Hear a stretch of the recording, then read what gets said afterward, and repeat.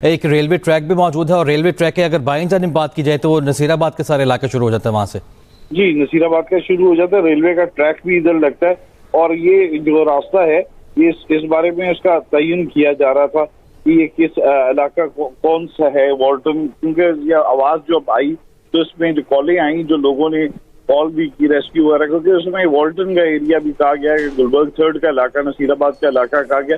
تو اس بارے میں لوگ یہ اسی کہہ رہے ہیں کیونکہ یہاں بڑا جو ہے کیونکہ آگے جو ہے اس میں گلاب دیوی ہاسپٹل بھی ہے، چلڈرن ہاسپٹل بھی ہے، تو اس کے ساتھ ہی یہ علاقہ ہے جہاں یہ والٹن ایئرپورٹ کو راستہ جاتا تھا. تو یہ اس جگہ پر ہوا کیونکہ یہاں آبادی ہے، آس پاس تو آبادی ہیں، کافی گھر ہیں، اسکول ہیں، دفاتر ہیں.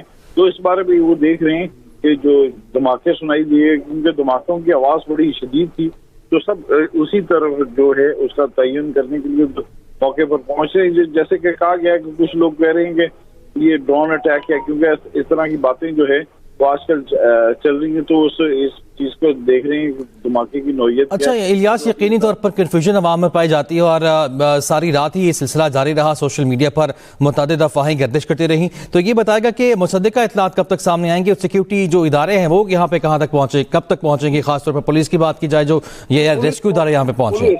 پولیس اور ریسکیو کے جو ادارے جو گاڑیاں ہیں وہ پہنچ چکی ہیں اور علاقے کو جیسے بتایا گیا کہ کارڈن آف کیا گیا ہے تاکہ اس کو دیکھیں کہ علاقہ کس نوعیت کے دھماکے ہیں اور کس طرح کا اٹیک ہوا ہے. یہ وہ چیز ابھی دیکھ رہے ہیں اس بارے میں.